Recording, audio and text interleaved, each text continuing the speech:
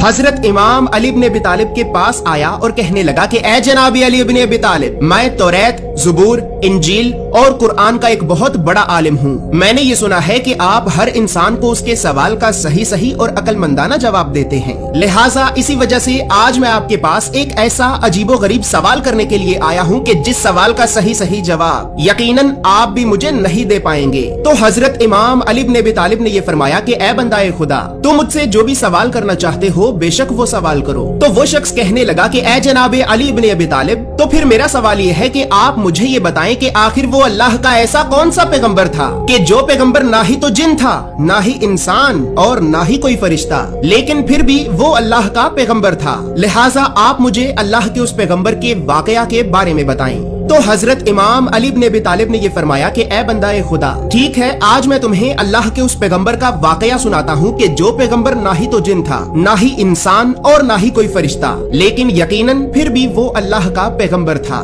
दोस्तों, यहाँ पर ये बात याद रहे कि इस वीडियो में मैं आगे आपको उस पैगंबर का जो वाकया सुनाऊंगा, तो उस वाकया में हजरत आदम अलैहिस्सलाम के दो बेटों काबिल और हाबिल का भी जिक्र मौजूद है। लिहाजा बहुत ज्यादा लोग इन दोनों भाइयों काबिल और हाबिल के नाम को लेकर थोड़ा सा परेशान हो जाते हैं कि आखिर काबिल ने हाबिल को कत्ल किया या फिर हाबिल ने काबिल को कत्ल किया। तो दोस्तों, इस परेशानी को हल करने के लिए यहाँ पर ये बात याद रहे कि काबिल के नाम का पहला लफ्ज दो नुक्तों वाली काफ से शुरू होता है और उर्दू जुबान का लफ्ज कातिल भी दो नुक्तों वाली काफ से ही शुरू होता है। लिहाजा याद रहे कि काबिल कातिल है, जबकि हाबिल के नाम का पहला लफ्ज हा से शुरू होता है और उर्दू जुबान का लफ्ज हलाक भी हा से ही शुरू होता है। लिहाजा याद रहे कि हाबिल वो है कि जो हलाक हुआ, यानी जिसे कत्ल किया गया। तो बस फिर अब हजरत इमाम अली इब्न अबी तालिब ने ये फरमाया कि ए बंदाए खुदा, तो फिर अब तुम अल्लाह के उस पैगंबर का ये वाकया जान लो कि जब अल्लाह ने हजरत आदम अलैहिस्सलाम के दो बेटों काबिल और हाबिल में से किसी एक बेटे को आपका खलीफा मुकर्रर करना चाहा, तो खलीफा मुकर्रर करने के लिए अल्लाह ने आदम को ये हुक्म दिया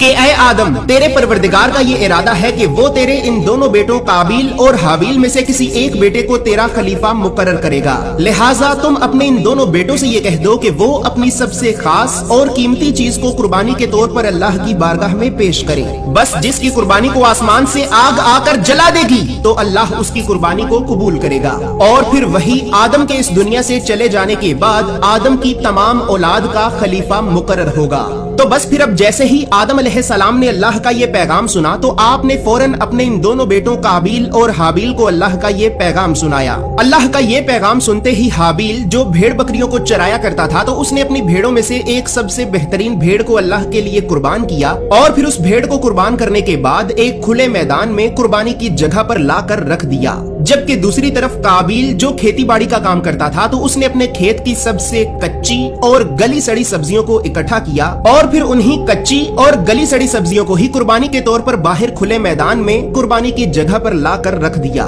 बस फिर कुछ ही देर के ही बाद हाबिल की कुर्बान की हुई भेड़ पर अचानक आसमान से एक आग का शोला आकर गिरा और उस आग के शोले ने हाबिल की भेड़ को जला दिया। और इसी तरह अल्लाह ने हजरत हाबिल की कुर्बानी को कबूल किया और आपको आदम की तमाम औलाद का खलीफा मुकर्रर कर दिया। लेकिन जैसे ही दूसरी तरफ काबिल ने यह देखा कि अल्लाह ने तो उसकी कुर्बानी को कबूल ही नहीं किया और उसके भाई हाबिल की कुर्बानी को कबूल करके उसे आदम की तमाम औलाद का खलीफा बना दिया है, तो फिर इसी खिलाफत की वजह से ही काबिल अपने भाई हाबिल से जलने लगा। और काबिल अपने भाई हाबिल से इस कदर जलने लगा कि खिलाफत की लालच में आकर काबिल ने अपने भाई हाबिल को कत्ल कर दिया। लेकिन जब काबिल ने अपने भाई हाबिल को कत्ल किया, तो कत्ल करने के बाद काबिल इस बात को लेकर परेशान हो गया कि आखिर अब वो अपने इस भाई की लाश को अपने बाप आदम और माँ हव्वा से कैसे छुपाए। तो बस फिर कुछ ही देर के ही बाद अल्लाह ने आसमान से कव्वे को इस जमीन पे भेजा और फिर उस कव्वे ने एक दूसरे कव्वे को मारकर अपनी चोंच से जमीन में एक गड्ढा खोदा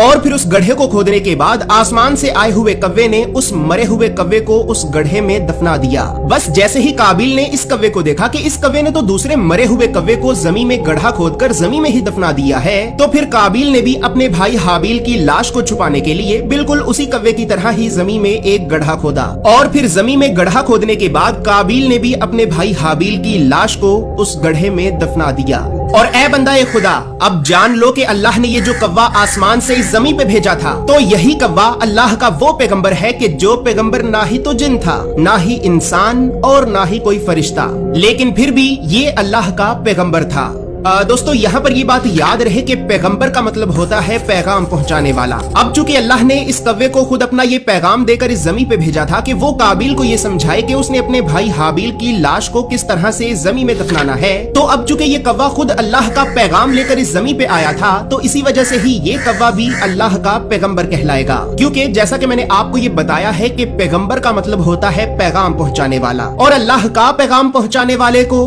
अल्लाह का पैगंबर कहते हैं। इसी तरह दोस्तों अब यहाँ पर ये बात भी याद रहे कि इस कव्वे का जिक्र कुरान में सूरे अल माइदा की आयत नंबर 31 में मौजूद है, जबकि काबिल और हाबिल का मुकम्मल वाकया कुरान में सूरे अल माइदा की आयत नंबर 27 से 31, और इसी तरह काबिल और हाबिल का ये वाकया मौजूदा दौर की तौरात के मुताबिक तौरात के बिल्कुल शुरू में ही बुक ऑफ जेनेसिस उर्दू में पैदाइश की किताब के बाब नंबर 4 की आयत नंबर 1 से 18 में भी मौजूद है। और दोस्तों इस शख्स ने हजरत इमाम अली इब्न अबी तालिब से ये जो सवाल किया था, तो ये सवाल बिहारुल अनवार के वॉल्यूम नंबर 10 में और वॉल्यूम नंबर 31 में मौजूद है। बिहारुल अनवार के अलावा इसी सवाल का ही एक तरीक आज से 800 साल पहले लिखी गई अहादीस की एक किताब किताबुल एहतजाजुल तिब्रसी में भी वाज़े तौर पर मौजूद है। दोस्तों अब आपको ये तमाम हवाले बताने के बाद मैं आप सभी का शुक्रिया अदा करना चाहूंगा कि आप सभी के प्यार, मोहब्बत और सपोर्ट की वजह से हमने शॉर्ट वीडियोस के लिए जो दूसरा यूट्यूब चैनल बनाया था, तो उस चैनल पर इल्मी बातें सुनने वालों की तादाद 10,000 से भी ज्यादा हो चुकी है।